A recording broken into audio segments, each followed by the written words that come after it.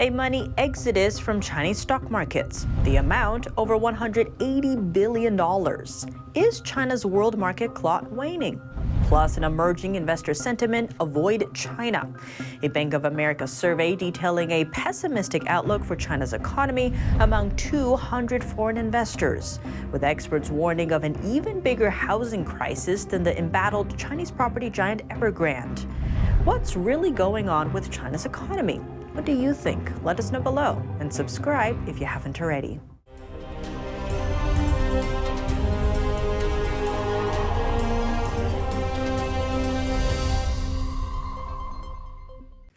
Welcome to China in Focus. I'm Tiffany Meyer. Over $180 billion. That's how much money has pulled out of China's stocks and bonds markets since 2022.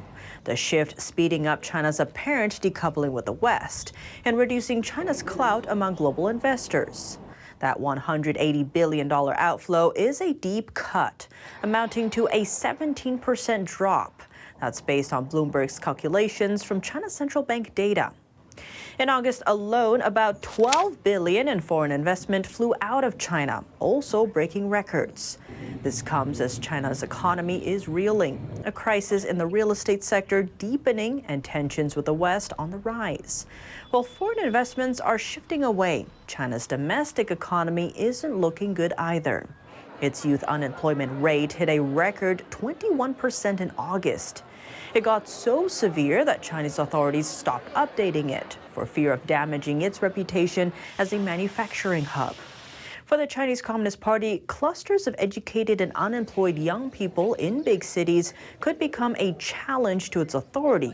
And for years, Beijing has been relying on economic growth to boost its legitimacy. Now, that method is losing its grip under a reeling economy.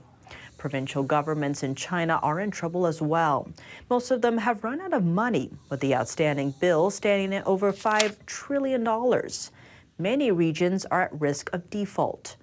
The situation is also getting harder for China's educated elites. The deepening crisis in the housing sector, cutthroat competition in education, and hefty fees in raising children, all making it harder for them to uphold their living standards.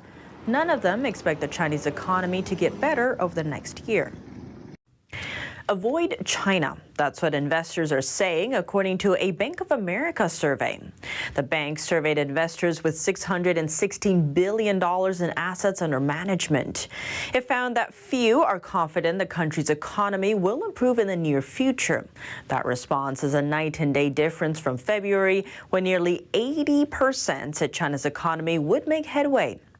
This shifting view has prompted a major change in where investors are sending their money, with more funding headed into the U.S. and money getting pulled out of China and developing nations.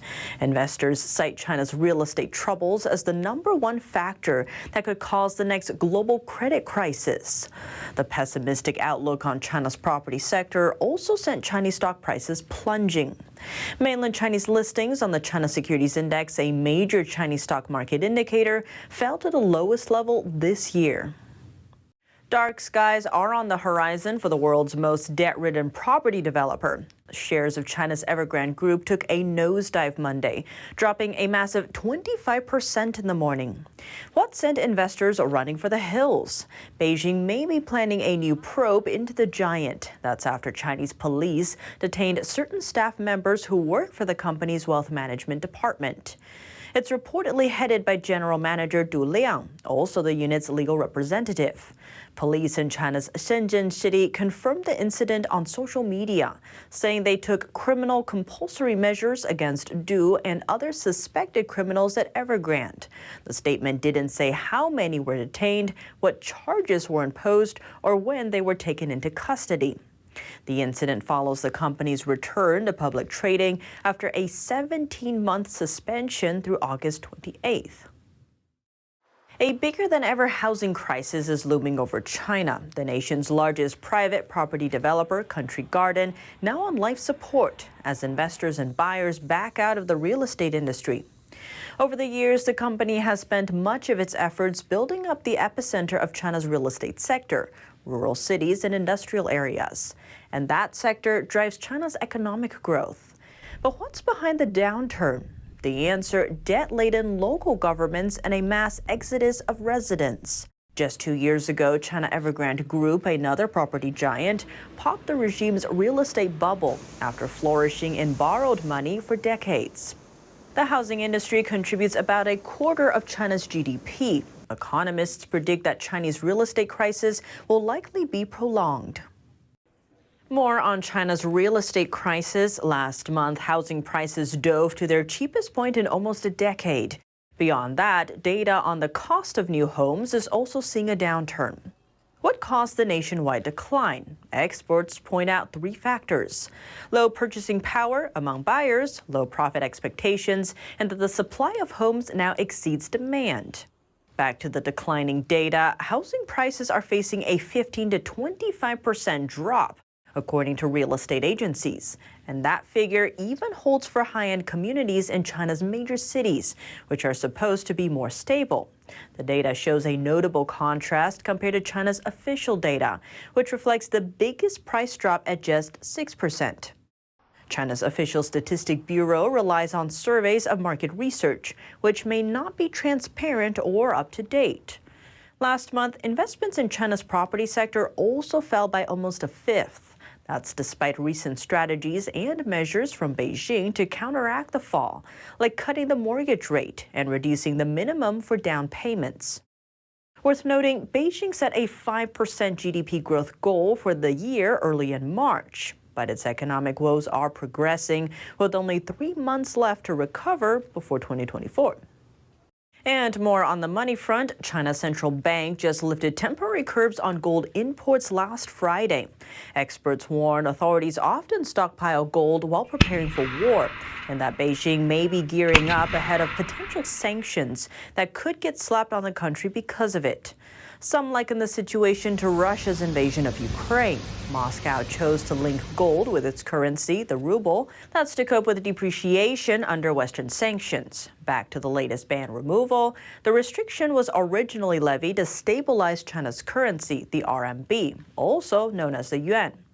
Instead, the decision sent precious metal prices in the country spiking.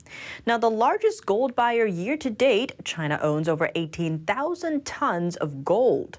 Switzerland is China's biggest gold source overall. In June alone, gold shipments to China exceeded 40 tons, with Beijing's total for the month hitting about 100 tons. Beyond that, Russia has become one of China's preferred gold importers due to discounted prices from Moscow.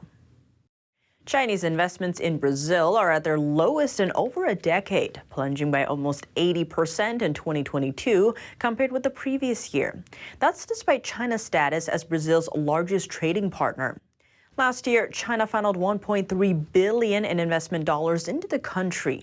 That's the lowest the number has been since 2009. A chief strategist at Clock Tower Group says China isn't the driver of emerging markets anymore due to a struggling economy. The Council on Foreign Relations says China usually invests in Latin America to expand its political influence in the region. U.S. officials previously raised concerns about that. Admiral Craig Fowler, the former head of U.S. Southern Command, wrote in 2021, "We are losing our positional advantage in this hemisphere, and immediate action is needed to reverse this trend." A quiet meeting of top U.S. and Chinese diplomats in Malta over the weekend. Experts say the session could help smooth the path for leaders Joe Biden and Xi Jinping to meet in November. What's next for China-U.S. relations? Let's zoom in. White House National Security Advisor Jake Sullivan met with China's top diplomat Wang Yi in Malta over the weekend. The White House says talks were candid, substantive, and constructive. Some issues discussed were global and regional security, the war in Ukraine, and Taiwan. Sullivan reportedly noted the importance of peace and stability across the Taiwan Strait during the meetings. Taiwan's defense ministry said today that it detected over 100 Chinese aircraft and 9 warships around the island after the visit. It called the number a recent high. A Biden administration official says talks showed limited early signs that military communications between the two countries could start to be restored. The White House suggested more meetings between the U.S. and China will come over the next few months. China's top diplomat is on the road again. Wang Yi is starting a 4-day trip to Russia on Monday. He will meet with Security Council Secretary Nikolai Patrushev and his Russian counterpart Sergei Lavrov. The visit is expected to strengthen political ties between the two nations. Wang is expected to lay the groundwork for Putin's visit to Beijing for the Third Belt and Road Forum, following an invitation by regime leader Xi Jinping earlier this year. Also, an update from Russia. North Korea's leader Kim Jong-un is heading home after making a final stop at an eastern Russian city. During his week-long visit, Kim pledged to step up military and economic cooperation with President Vladimir Putin, raising concerns from South Korea and the U.S. NTD's Cos Temenez has more on Kim's visit. Kim Jong-un left the railway station in Russia's far eastern city of Artyom on Sunday. On his visit, Kim discussed a potential arms deal with President Vladimir Putin, though no official agreement has yet been signed. According to North Korea's state media, the visit aimed to further solidify cooperation between the two countries.